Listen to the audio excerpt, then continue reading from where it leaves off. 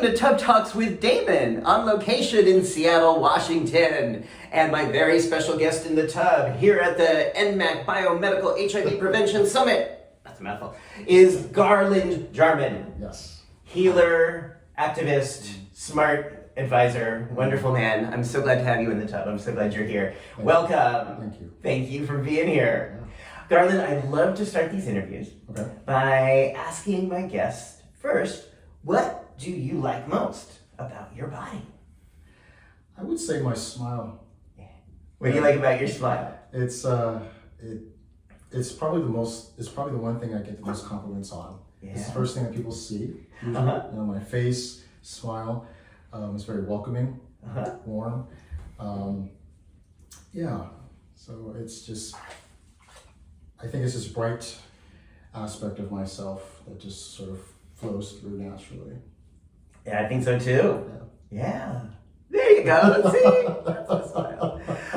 And that really has an impact, right? Especially with the kind of work you do and the kind of service you provide, is that smile. Right. I think it is perhaps been studied, or I think I read somewhere, that universally, cross-culturally, that smiles are linked to an experience of something joyful. Yeah. And almost inevitably, that, not always, but when someone smiles, the first thing, our instinct as human beings, is to smile back. Yeah.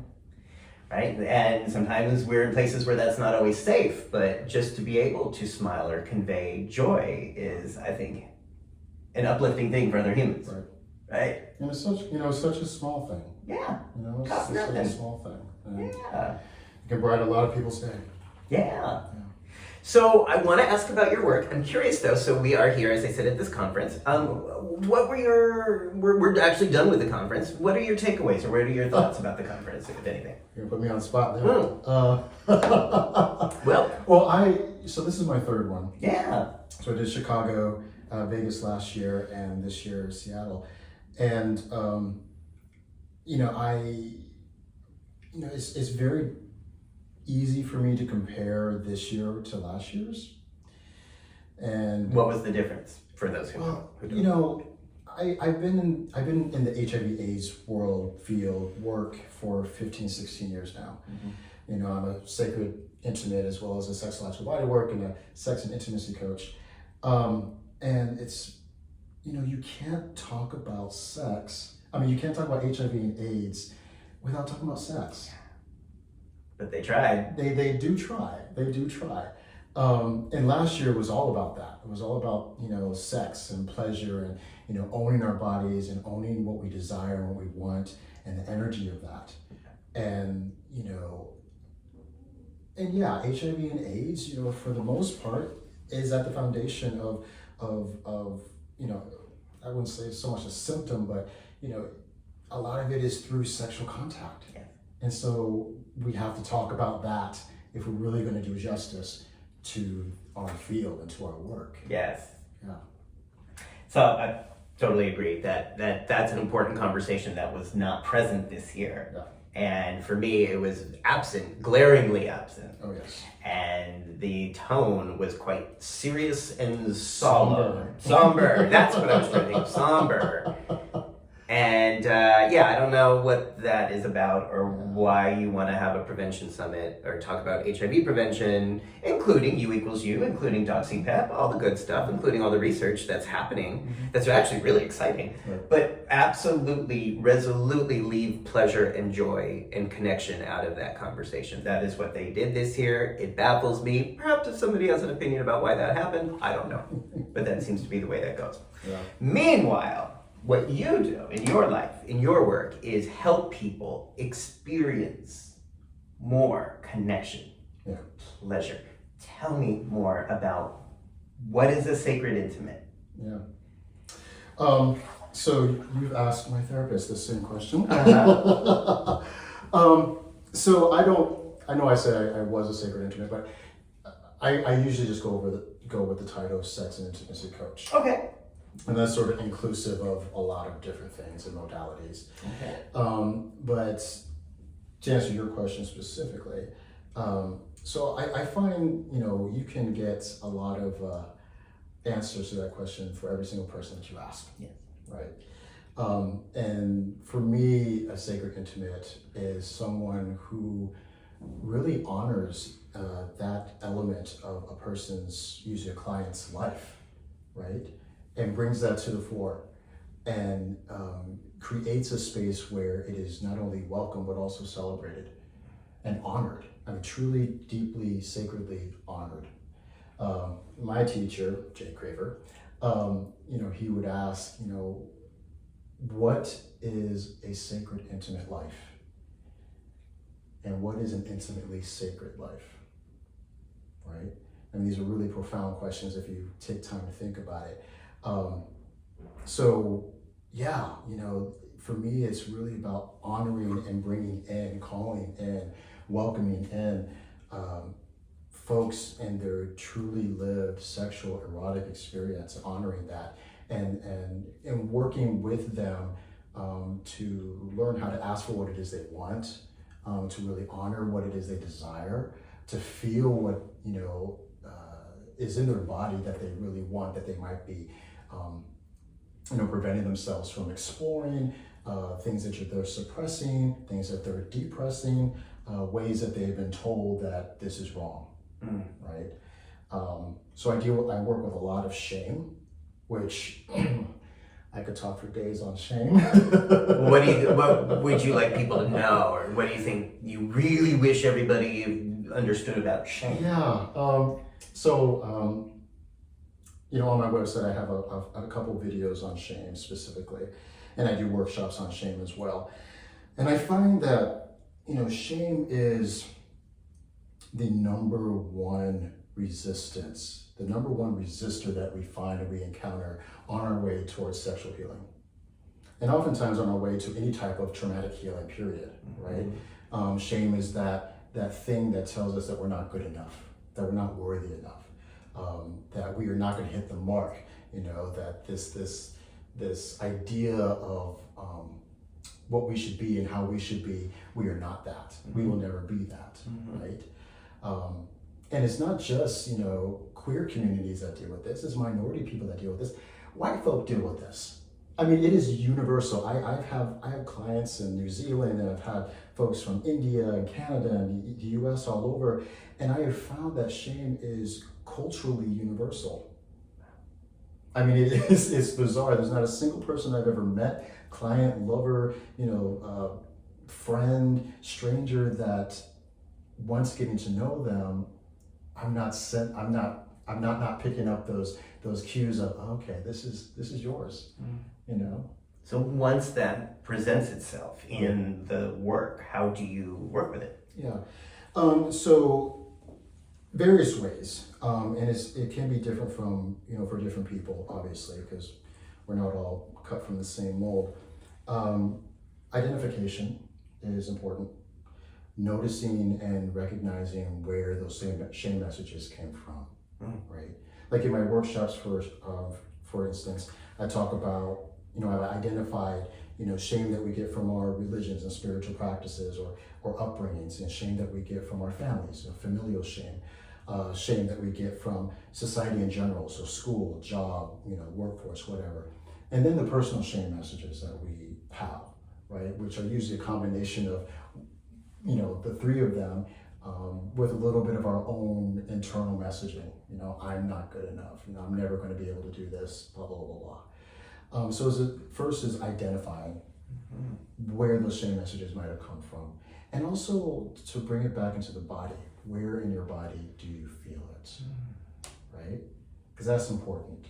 Because shame does affect our body. I mean, it's all psychosomatic. It's all one unit. And I think that's one of the hugest and strongest cornerstones of my work is the unity of all things.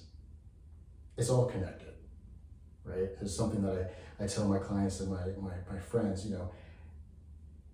everything belongs, nothing is wasted. Everything belongs, nothing is wasted. I like that. Right? So where you feel in your body, and then sort of working them through navigating that. For instance, if I felt it or a client felt it in their throat, for instance, which comes up a lot, right? So I do a lot of teaching around chakras and energy work. So the throat chakra, the fifth chakra, and around the throat and upper back and shoulders. Ask them, okay, great. It's wonderful that you're feeling this, right?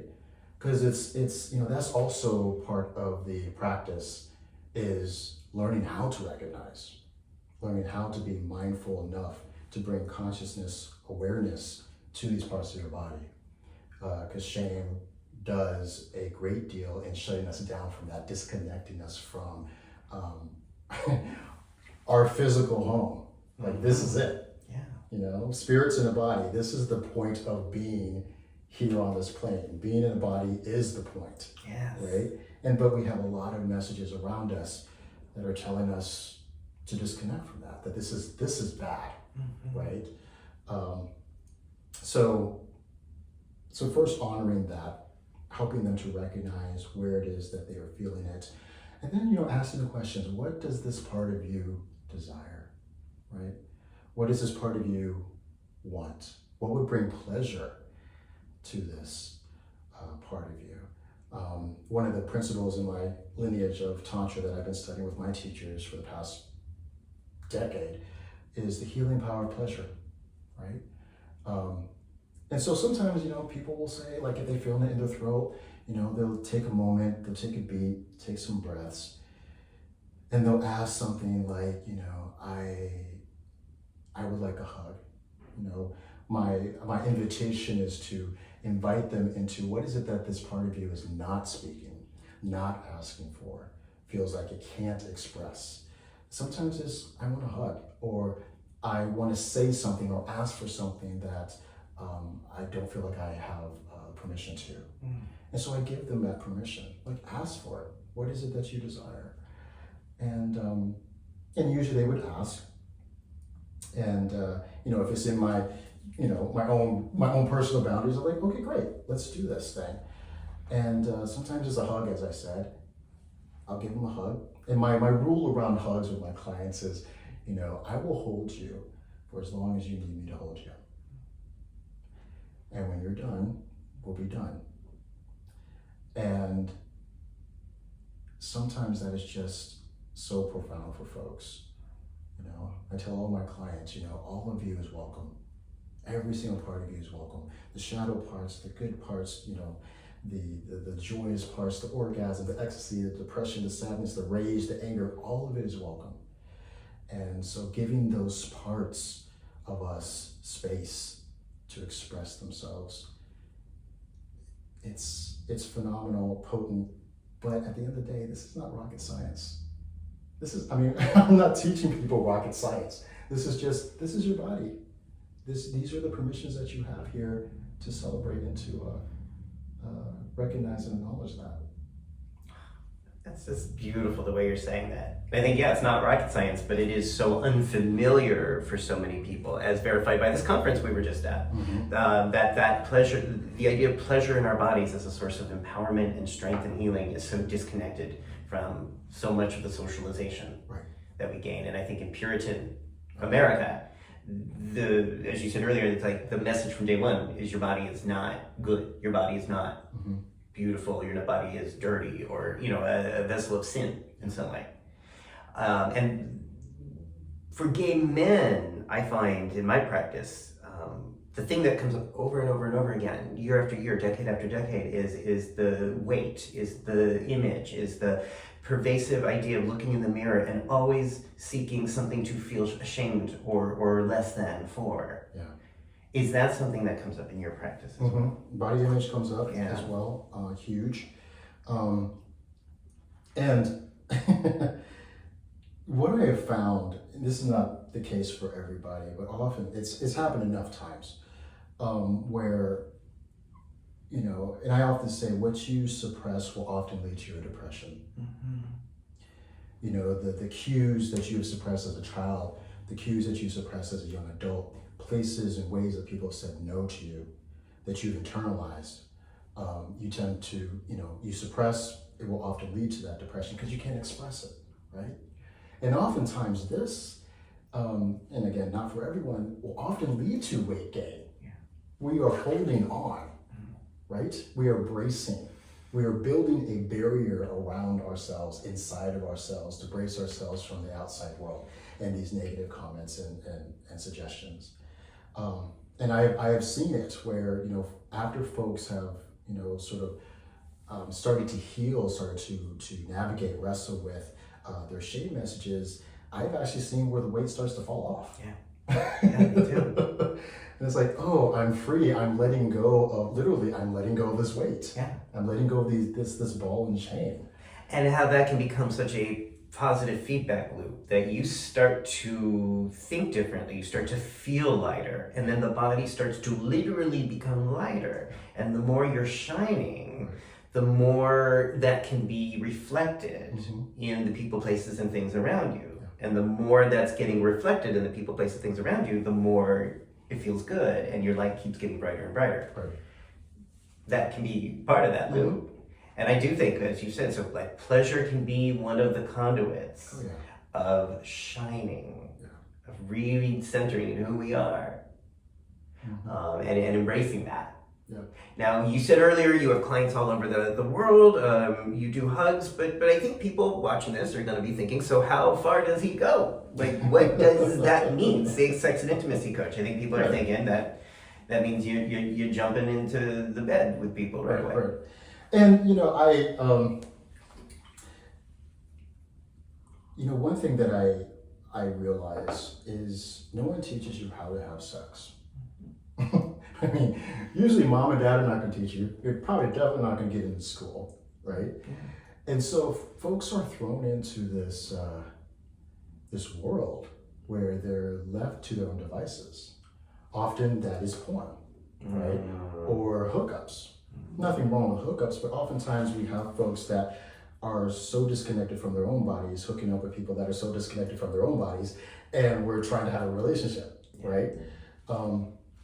And so, I have worked with folks to teach them, this is your body. This is how your cock works. This is what anal pleasure looks like.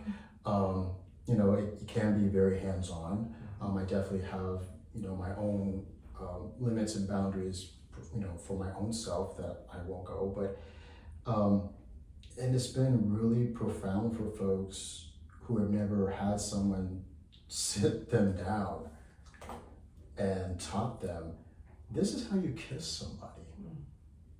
This is how you are present with another person. To see them, right? To hold them, to be held, to be seen, to be heard. And so, there are, there's a whole continuum of sacred intimates and sex surrogates and so forth. But we're all doing that work. We're all doing the work to help heal and to help integrate. Because again, where do people go? And, porn, for all intents and purposes, is entertainment. It doesn't always work that way. Or at least a lot of the ways that it does work is cut out for the entertainment factor. Sometimes you don't always get hard, right? Sometimes there's not a connection. Sometimes really crazy shit happens. Sometimes shit happens, right? Yeah. So how do you hold all of that, with the understanding that human bodies will do what human bodies do. Yes. Right. I love that. I feel porn is porn, which is fine for entertainment, not fine for education. And because we don't have sex education in this country, or really anywhere that I'm aware of in the world that I know of, when I say education, I mean this information that you're providing about communication, breath, pleasure, consent, negotiation. None of that is usually is important.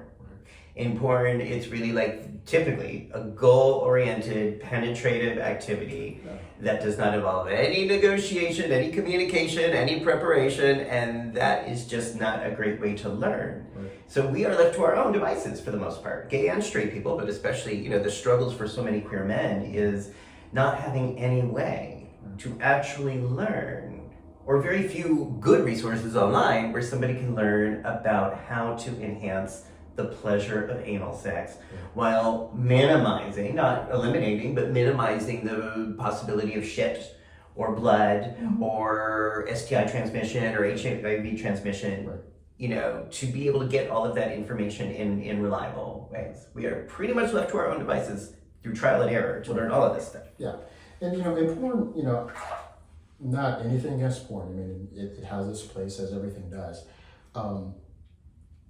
And you know, I liked what you're familiar with Joseph Kramer, who created Cloud Electric and all that. You know, he really I can't remember what it's called, but you know, how do you consciously watch porn, right? I think what tends to happen is we you know, we'll disconnect from our body even further watching this. And so the invitation is, okay, watch this, yes, but watch it consciously. How are you connecting with your body even still? Yeah. How is this promoting, or is this promoting a deeper connection with your body? If it is, wonderful, awesome, yay. If it isn't, look at it. Yeah. Okay, how can you learn skills or acquire tools to better connect with that through this medium? And I say the same exact thing about drug and alcohol use. Because I'm not against drug or alcohol use, but I do encourage people to be intentional with how they're going to use them. Does this help you to feel connected to your body and to the other person's body? Or is it helping you to deconnect, dehumanize, objectify yourself, and to disassociate? And if so, is that the kind of sex you really want to be having? Because again, I think in the gay community, there's not enough dialogue around, like, that's actually, I don't want to say an unhealthy way, but often a limited way to have sex in that disconnected place. That there's so many other ways to connect that can actually enhance and experience the feeling of being alive. Right.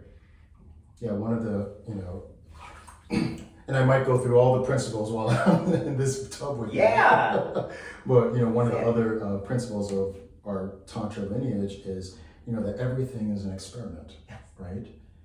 Everything is an experiment. The only failed experiment is when we don't collect the data. And so when I talk to my clients about this and I sort of offer them this, here's another way of looking at your life. I can't tell you how many times folks have come back to me, you know, saying, oh my gosh, this has really opened up my whole worldview. Like, it moves you out of the dualistic mindset of good, bad, right, wrong, I should, you know, all of that, to, okay, as a conscious being in a body, how do I want to do this experiment, right? How do I want to bring my mindfulness into this experiment right now? And how can I gauge as I'm going through it, even afterwards, collecting the data, you know, how was that for me? Was this a great experiment? If so, great. Is there anything that could augment this experiment for you?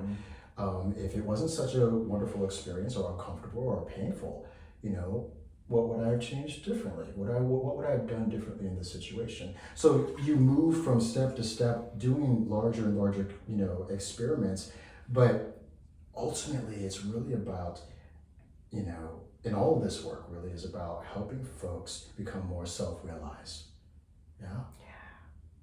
This is who you are. This is all the compartments of who you are. This is how they all work together or don't all work together.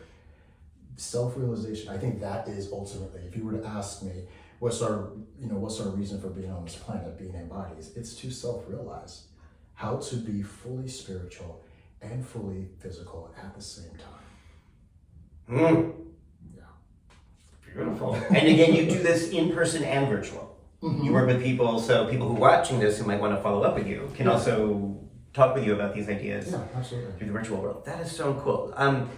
So as a psychotherapist in New York State, I'm often in awe of the kind of work, I can't do hands-on work legally.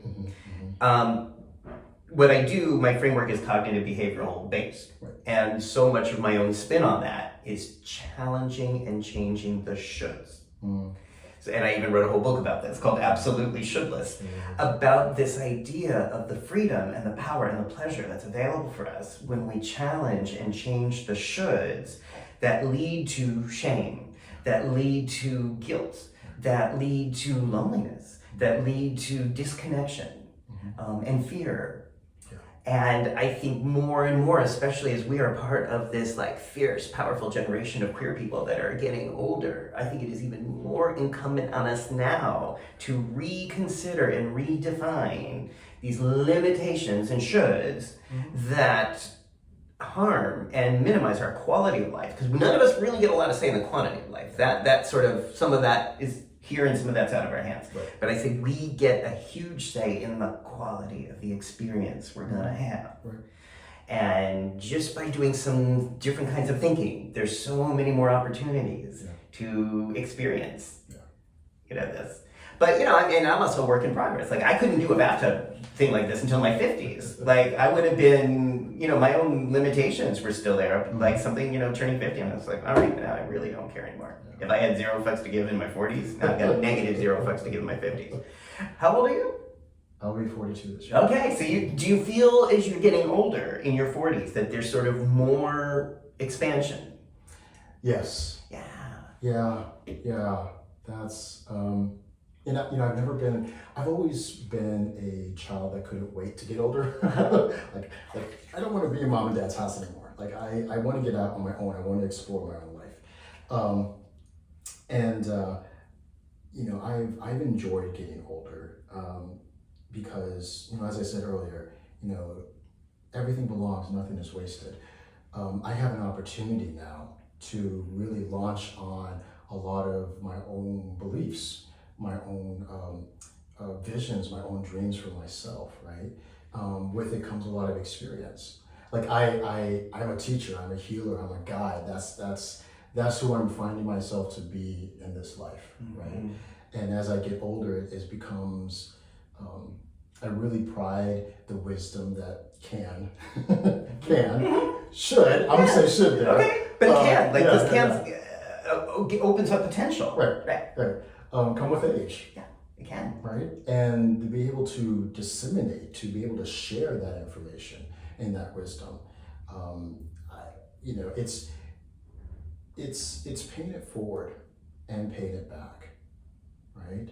I mean, I'm a firm believer that healing goes both directions in time. Yeah. It goes forward in the people that you're touching, but also it goes backwards in the people that didn't have these tools or skills or wherewithal to be able to heal their own shit, right?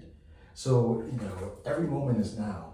So as I heal, I'm healing forward, I'm healing backward, and I'm touching other people's lives who are also doing the same. Right, it's incumbent on us as healers to also participate in that journey. And if we don't, and I know some people don't, I think that limits their impact that they can have with their clients. Yeah, I it's funny you say that. I'm often called to talk to the upcoming class of the somatic sex educators. And they're sort of like a break off of the sexological bodywork certification. And they're in Vancouver, Victoria Island area. And one of the things that I impress upon them is, you cannot lead someone where you have not gone, or where you will not allow yourself to go, right? Like, the struggles oftentimes that other people are going through is very difficult for you to resonate with that if you won't go into your own shadow work as well. I am you, you are me. And I tell them often, clients will bring your own shit to you as a mirror.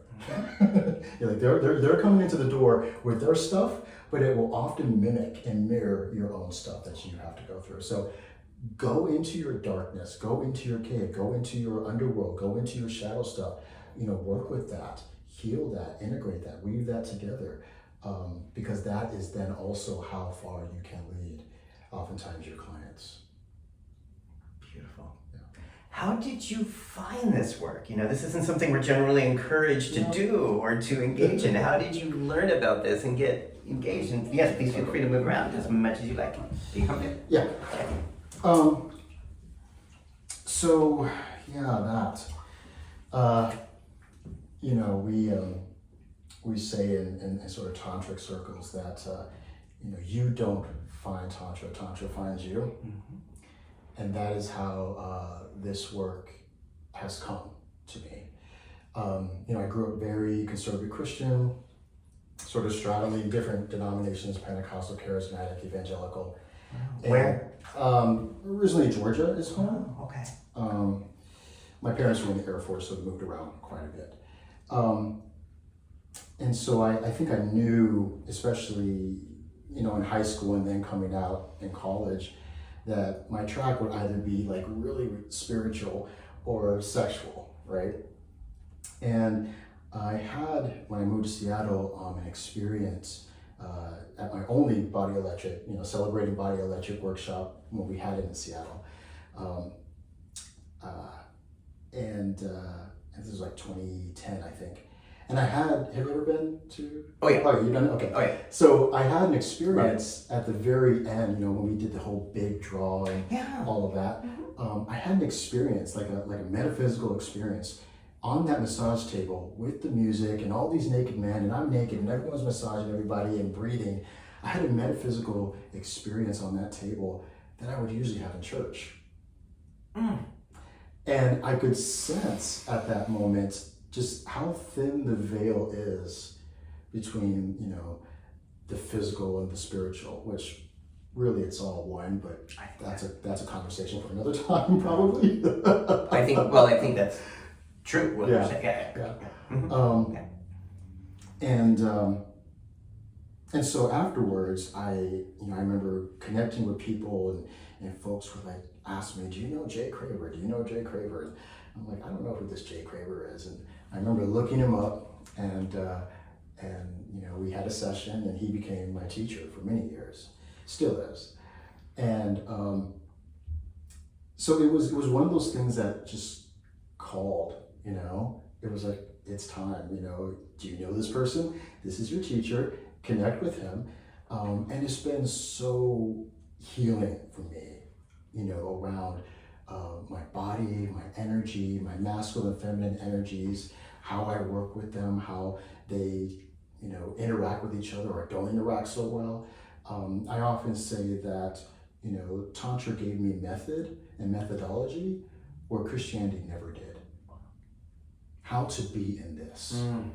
How to breathe, how to hold yourself, how to, you know, work with the feelings and emotions. It's not always some demon flying around trying to get into your, you know, your sacral aura or whatever. You know, it's oftentimes just stuff that we've been harboring, our shame, our guilt, our fear, our judgment.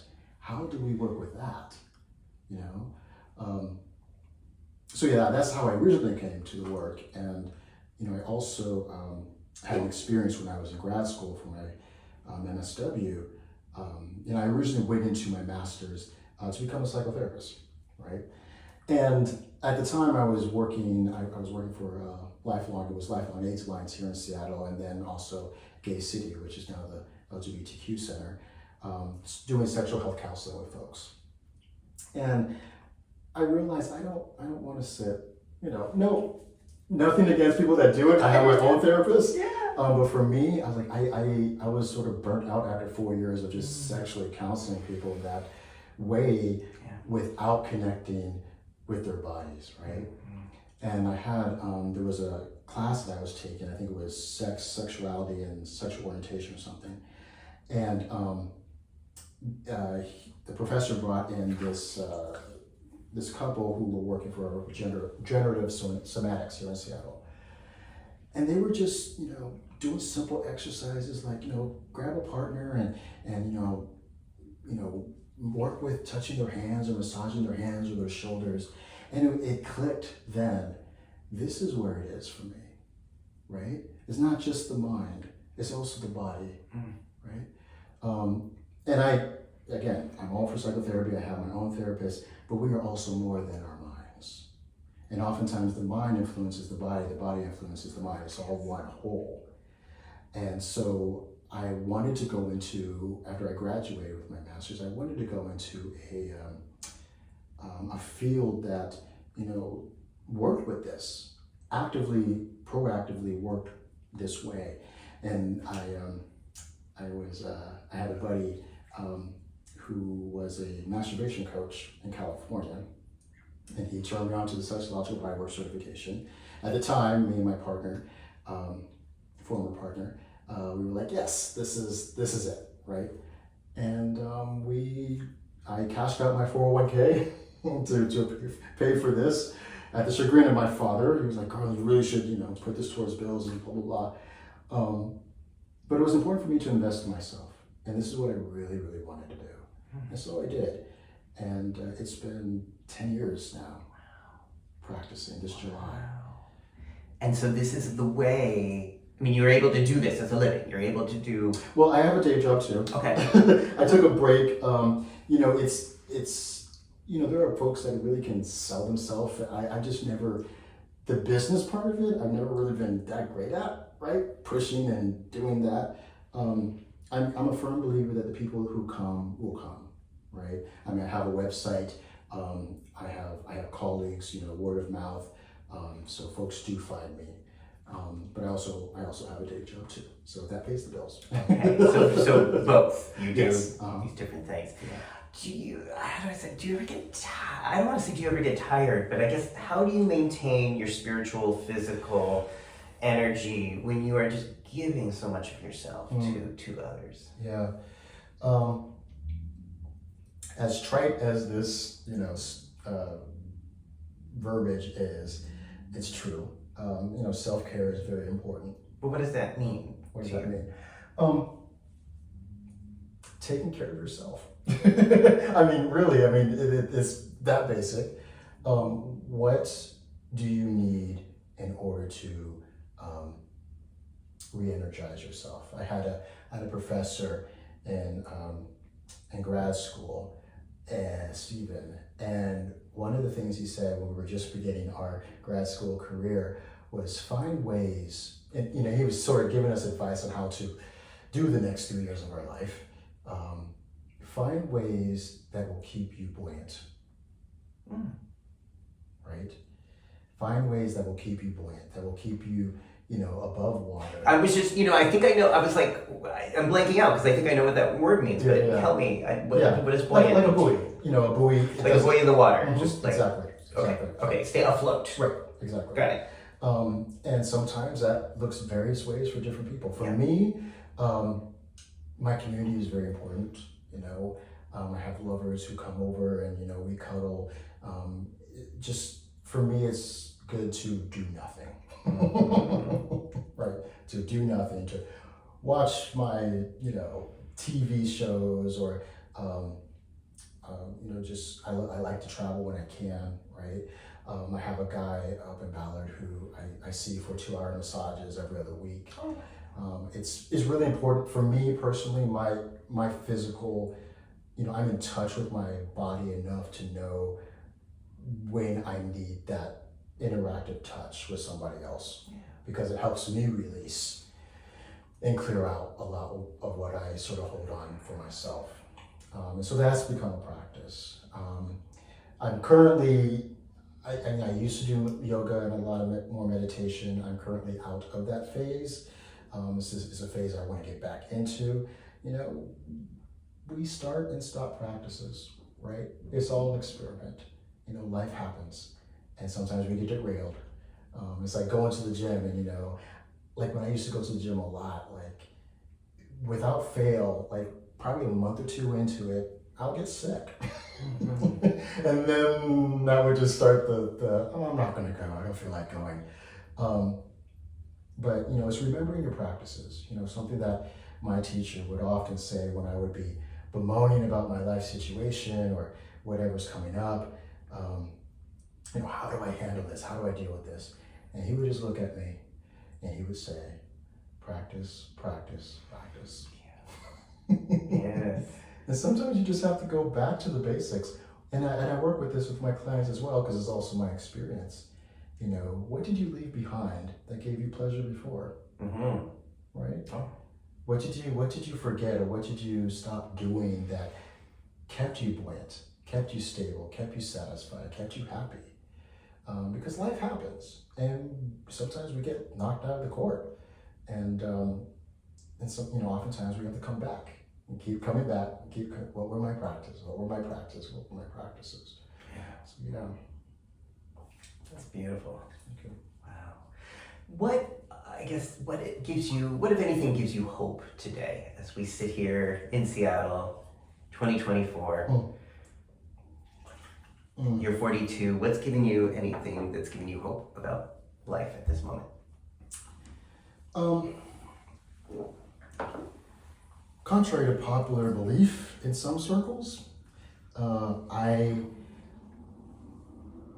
believe personally that humanity is at another precipice, right?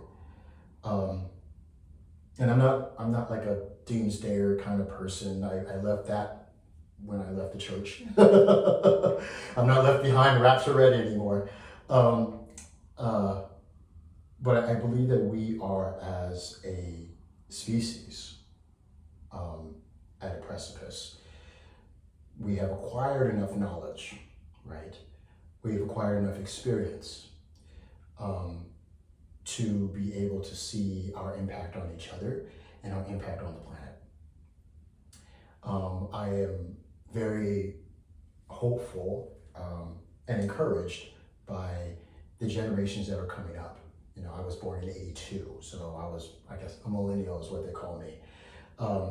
So I'm really encouraged by generations that are coming up that are essentially saying, no, fuck this. This is crazy. And it is fucking maddening. The system that we have set up, the system that we all on some level buy into, it is maddening. Why would anyone want to live like this?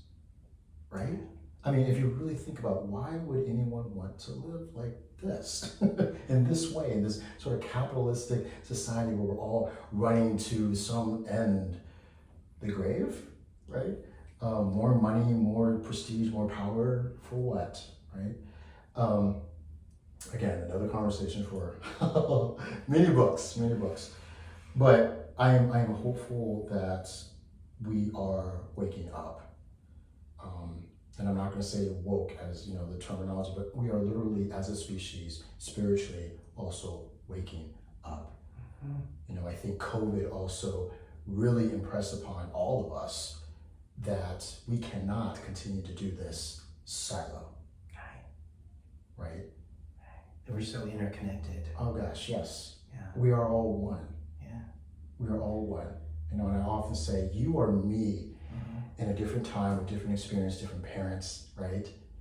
But when I die, when I go on, I will leave all this. This is, as my teacher said, this is the costume that I'm wearing for this, or regalia, that for this life, for these experiences. So I'm really hopeful. I do think, and I do see over my life, how things are incrementally getting better. You know, Martin Luther King said it, Obama said it, you know, after him, that, you know, that justice does march forward. Slow, you know, but it is in a forward momentum, it's in a forward trajectory. So I'm hopeful. I am hopeful because of that. That's good to hear. Yeah. And I think a lot of folks, to bring it back to what I do as in my work, I think a lot of people are especially in the West, coming to the understanding that they're not just their minds, right? That they're also their bodies. And how are you taking care of your body, right? I think that's really, really important, you know. And I'll say this to end this question, but, you know, one of the reasons why the ultimate reason why I do the work that I do is because at the end of the day, I want to see a better world. That's why I do what I do. I don't think there's any deeper work than this, right? But in order for the world to heal, every individual needs to heal, right? And as they heal themselves, you know, they'll heal the relationships will heal their communities, the community will heal the planet. Beautiful. Oh my gosh. Love that. Is there anything I haven't asked you that you wish to share or discuss? I think you've covered some very beautiful subjects in regard to the body and the mind and the spirit. Just want to give space for anything else. Yeah.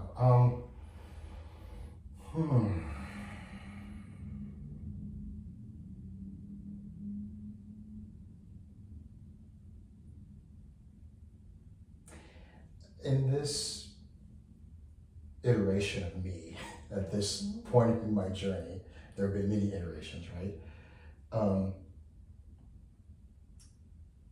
I think one of the important aspects of our healing as individuals is looking at our shadows, right? Looking at those things that we don't want to look at, the things that we do or participate in or think very unconsciously, often subconsciously, things that we're afraid of shining light on, of noticing. And I believe that one of the big steps in healing shame, guilt, judgment, fear is accepting all the parts of ourselves, the good, the bad, the ugly, the things that we deem, you know, righteous and the things that we deem evil, right? Really holding all of ourselves. Because when we've learned, and we do learn how to do this, we are taught how to do this in one way or another, to cut off parts of ourselves, right? Usually as children. And what ends up happening is we end up with, our whole journey is littered with pieces of ourselves that we cut off along the way to become adults, right? And oftentimes, you know, those pieces are where our joy is. We sort of have to go back and retrieve, right? So there's like, you know, soul retrieval, rebirthing kind of stuff. But really, you know, picking up those pieces, reintegrating those aspects of us, but also looking at the things that we don't want to look at, right? Because I'm a firm believer that what we see on the larger world stage is no more than an augmented version of what we deal with inside.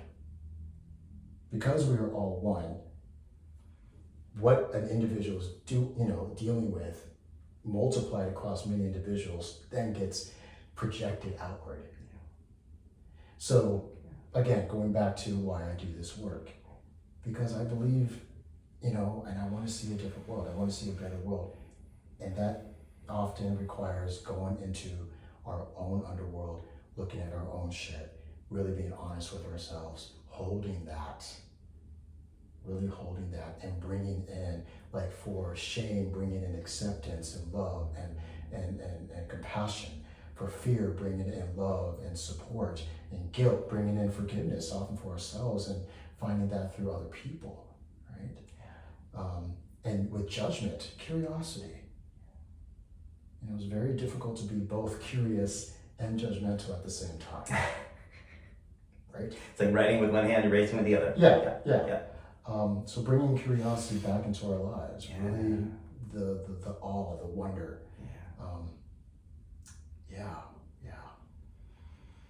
Thank you. Thank you. I appreciate you sharing this journey with me and coming here. How does it feel now to have been here and done this interview with me? How are you feeling right now? Good. I'm waiting for the next time. Good. But But I'm really grateful to you. And, you know, I think I want to remind, getting into a bathtub with somebody and doing an interview is not always an easy thing. And I really honor the integrity for everyone who does this. And, you know, sometimes goes outside their own comfort level in terms of opening up. But I think because these conversations are so important, and I think your experience and your journey and your insights are so important. I've been stalking. But, you know, I really hoped and very grateful to you. Thank you For doing this with me. Thank you. Thank you. So if people want to see more or get in contact with you or learn more about your journey and your work, what's the best way that you want them to do that? Yeah, so I have a website, spiritualeros.com, so SPIRITUAL, EROS. It's right down there on YouTube. If you're watching this, in the description. Yeah, there's that. You can email me, contact me through that. Okay, thank you. And if you like this interview, subscribe somewhere around there, that little red button. This is, you know, I think this is how we can transcend and transform our world, is by just considering how we can think differently, change our minds, change our perspectives, change the way we connect with our bodies, change the way we connect with other people's bodies as a conduit of healing and love and evolving into whatever. I do agree with you. I think humanity is on a precipice here, and I'm sort of optimistic. I think it can go in a lot of different directions, but I think what we have on our side is that the technology that exists does allow us to consider spiritual, historical, political, anthropological, psychological perspectives that we can learn and think about these in ways that our ancestors never could, or at least would not without going to a library and having to really look for it. Yeah. We can think about what we think about in such a deep way, and if we're intentional with that, then the experiences, the connections, the play that's available to us is vast. Yeah. And I think a natural consequence is then we want to help others walk this path as well. Right. Not to just be in our own bubble, but, you know, to expand that bubble in the world and encourage people to learn, to gather data, to vote, so that we can continue to have these conversations more readily. Yeah. Thank you. Okay. All right, everybody. Thank you for watching. Watch Tough Talks with Damon. Follow Garland, and we'll see you next time.